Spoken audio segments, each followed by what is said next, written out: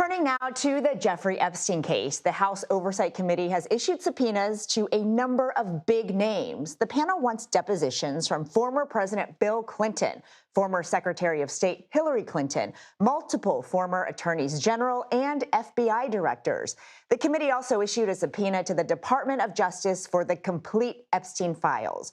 Jake Rosen joins me now. Jake, great to see you.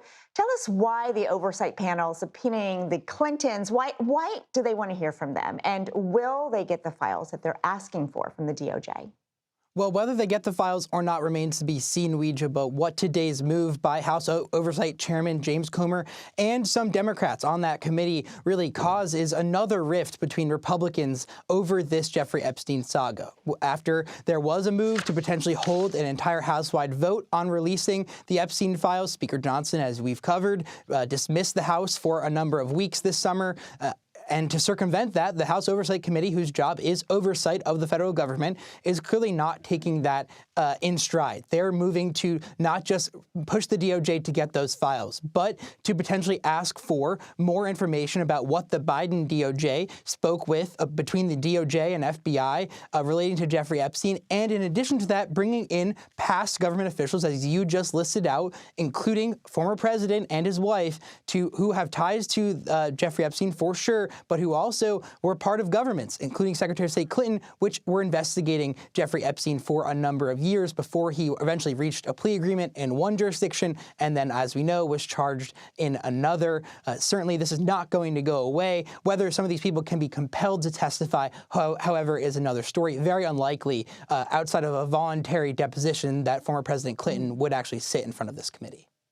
And Jake, I want to talk about Ghislaine Maxwell because CBS News has learned there are ongoing discussions about making public some of Deputy Attorney General Todd Blanche's conversation with her. What can you tell us about that?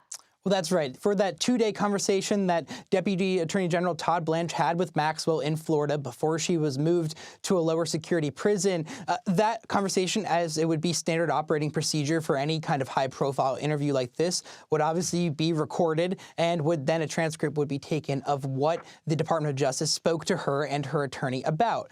The Deputy Attorney General said at the time after day one of that meeting that they were going to release information at the proper time. Now, CBS has learned that the Trump administration, as high as the White House and Department of Justice, are working on how to release that. Is it a full transcript and full audio?